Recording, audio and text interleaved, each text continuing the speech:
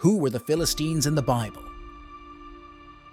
Throughout the pages of the Bible, the Philistines perennially clashed with the Israelites, a conflict first depicted in Genesis. Consistently depicted as adversaries of the people of God, they engaged in warfare with prominent biblical figures and occupied the land of Canaan. King Nebuchadnezzar II of Babylonia is credited with their destruction.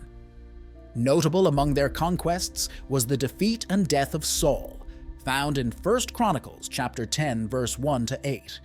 Their persistence is evident in their seizing of the Ark of the Covenant, found in Samuel chapter 5, verse 1, placing it within the temple of their deity, Dagon. However, each time the Ark was placed near Dagon, the idol fell prostrate, ultimately suffering the loss of its head and hands. God's retribution for their actions is recounted in 1 Samuel chapter 5, verse 1 to 12. Ultimately, the Philistines surrendered the ark to Joshua. What is the history and origin of the Philistines? The history of the Philistines traces back to approximately 12 BC. It is thought that they established settlements along the Palestinian coast, coinciding with the arrival of the Israelites. Historical accounts indicate that they launched an invasion of Egypt around 1190 BC under the rule of Ramses III. However, they were repelled by the Egyptians and subsequently settled in the coastal plains of Palestine. Presently, this region corresponds to Tel Aviv. What does the Bible say about the Philistines? The Bible references the Philistines numerous times, so much so that detailing each occurrence would be akin to composing a book. The initial mention of the Philistines is found in Genesis chapter 21, verse 32, where it states, "Thus they made a covenant at Beersheba. Then Abimelech rose up, and Phicol the chief captain of his host, and they returned into the land of the Philistines." In this article, we will concentrate on significant instances of the Philistines' presence. Isaac found himself facing the Philistines during his stay in Gerar, as recounted in Genesis chapter 26. Fearing for his safety, he initially claimed that Rebekah was his sister rather than his wife, concerned that revealing their marital status might lead to harm, found in Genesis chapter 26, verse 11. One day, Abimelech, the king of the Philistines, observed Isaac's affectionate behavior towards Rebekah and deduced that she was his wife. Questioning Isaac's intentions, Abimelech expressed concern about potential wrongdoing and its consequences.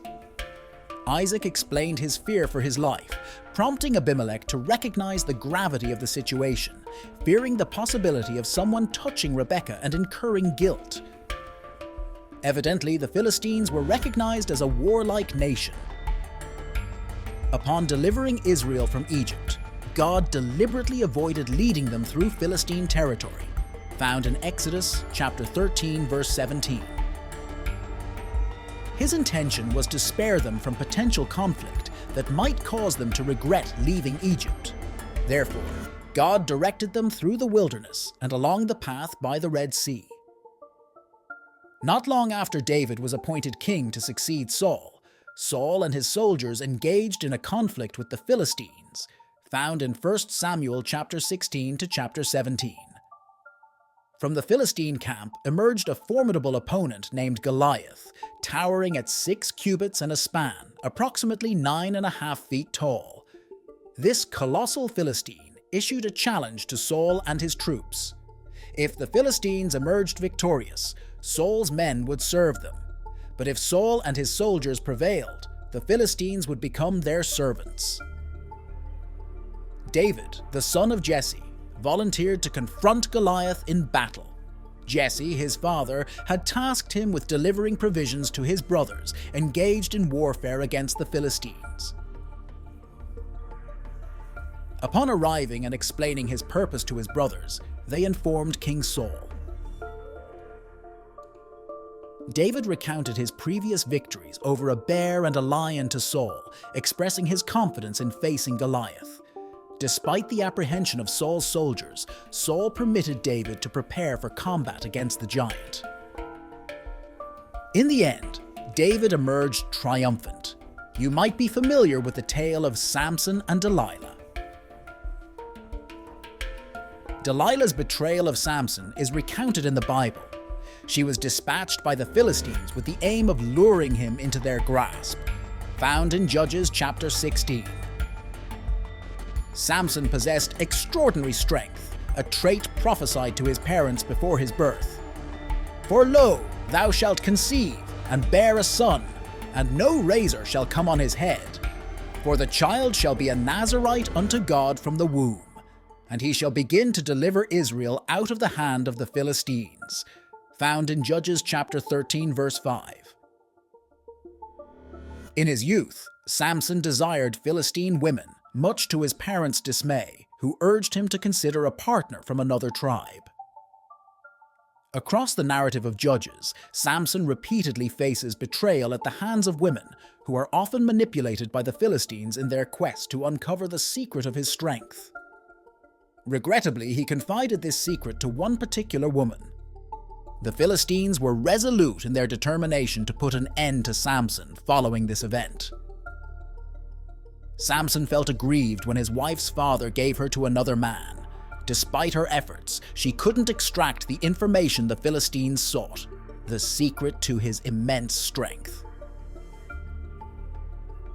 Disheartened, Samson departed for his father's house. Eventually, he returned to his wife, only to find her father unwilling to allow him to see her. Instead, he proposed offering Samson her sister as a substitute. This proposal did not sit well with Samson, found in Judges chapter 15.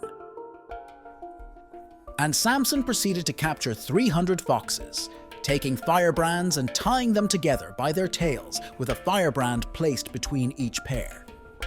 After igniting the firebrands, he released the foxes into the fields of the Philistines, causing devastation to their crops, vineyards, and olive groves. When the Philistines questioned who was responsible, they were informed that it was Samson, the son-in-law of the Timnite, who had taken revenge for his wife being given to another man. Enraged, the Philistines retaliated by burning both the wife and her father to death. Found in Judges chapter 15, verse 4-6. The saga was far from its end. Samson's affinity for Philistine women persisted. His heart became entangled with Delilah, found in Judges chapter 16, verse 4. True to form, the Philistines approached Delilah, seeking her cooperation in betraying Samson. The rulers of the Philistines approached her and urged her, "Entice him and find out where his great strength lies, and how we can overpower him to subdue and afflict him. We will reward you generously with 1,100 pieces of silver each." Delilah then said to Samson, "Please tell me where your great strength lies and how you could be bound to weaken you." Samson deceived her, and despite the Philistines' attempts, they couldn't control him. Strangely, he continued to engage with her. Once again, she deceived him. The Philistines approached him, but couldn't control him. Delilah accused Samson of mocking her and not loving her. She persistently sought the secret of his strength daily, until one day he finally relented. He confided in her, revealing, "I have never cut my hair because I've been dedicated to God as a Nazarite since birth. If my hair is cut, my strength will leave me, and I will become as weak as any other man." Delilah, seeing that he had shared his innermost thoughts, summoned the Philistine leaders, telling them, "He has confided everything to me." The Philistine leaders then came to her, bringing money with them. Delilah lulled him to sleep on her lap, and she called for someone to shave off his 7 locks of hair. As she began to torment him, his strength left him. Found in Judges chapter 16, verse 17-19. Who did the Philistines worship? The Philistines did not honor our deity. Instead, they revered idols. It is evident from the scriptures that one of their deities was Dagon. In Judges chapter 16, verse 23, it is recorded, "Then the leaders of the Philistines assembled to offer a grand sacrifice to Dagon, their god, and to celebrate, saying, 'Our God has delivered Samson, our adversary, into our hands.'" Why does this matter for Christians today? Frequently, the term Philistines is used to describe individuals inclined towards aggression or conflict. Those who habitually find themselves embroiled in disputes are often labeled as Philistines. As followers of the Christian faith, our aim should be to foster peace whenever possible. We are instructed to steer clear of contention. Proverbs chapter 3 verse 30 advises, "Do not contend with a man for no reason when he has done you no harm."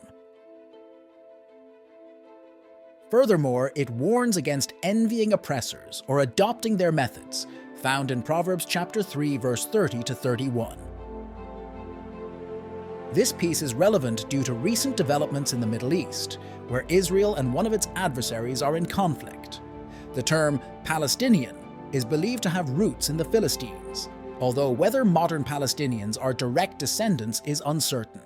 Exploring biblical narratives about Israel's adversaries can provide insight into current events and ongoing conflicts in the region.